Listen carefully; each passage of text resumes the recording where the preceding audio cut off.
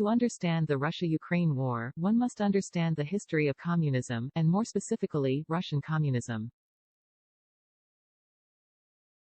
That's according to Andrew Bremberg, president of the Victims of Communism Memorial Foundation (VOC) and former U.S.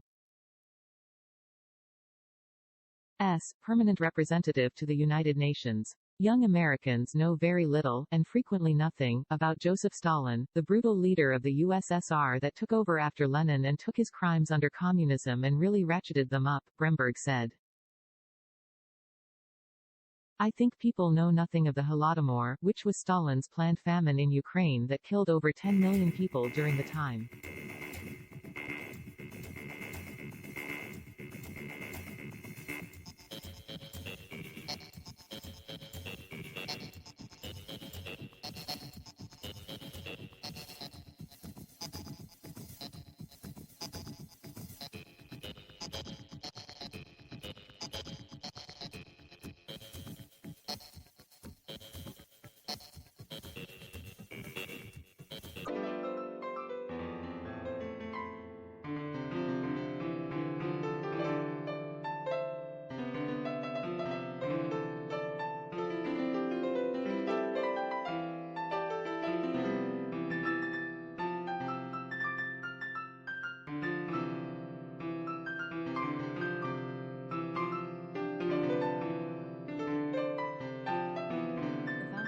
Published a report last year that found an increasing number of young Americans are unaware that some 100 million people have been killed by communist parties in power over the last century, and many are unaware that the Chinese Communist Party is responsible for more deaths than Nazi Germany.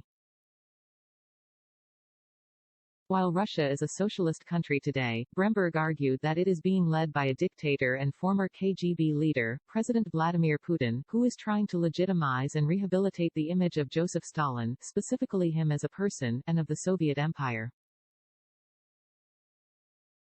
Putin knows the history of communism in 20th century, and if we do not, we are at a significant disadvantage in not understanding what is going on, why it is happening, and the important historical context for what is happening, the former U.S.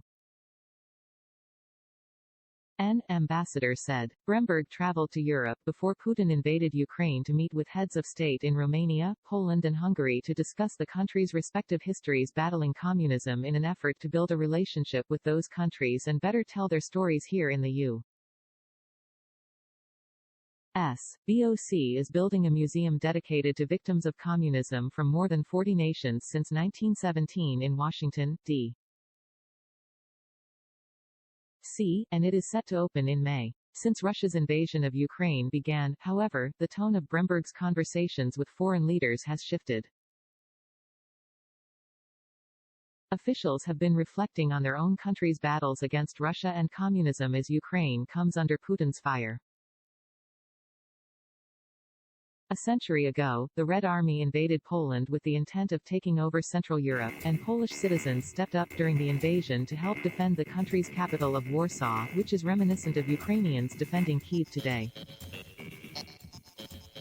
In 1956, Hungarian people helped defend Budapest when Russia tried to invade during the Hungarian Revolution. Next we can look at and see lots of parallels to what we're seeing in Ukraine today when looking at Central Europe's previous battles against the Soviets, Bremberg said. Much of the dialogue in Europe surrounding the Ukraine crisis paints Ukraine and its citizens in a positive light, and the same is happening in the United States.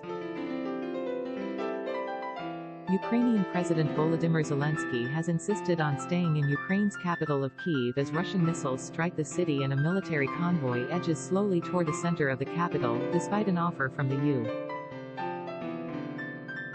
U.S. to help him evacuate. In Russia, citizens have risked arrest to protest Putin's war against Ukraine, something that would not have happened during the Cold War, according to Bremberg.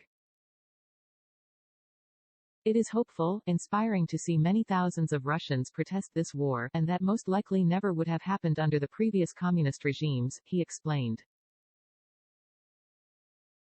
One difference, frankly, is that I think the regime probably cared or feared a popular uprising, whereas I fear that today that Putin actually just doesn't.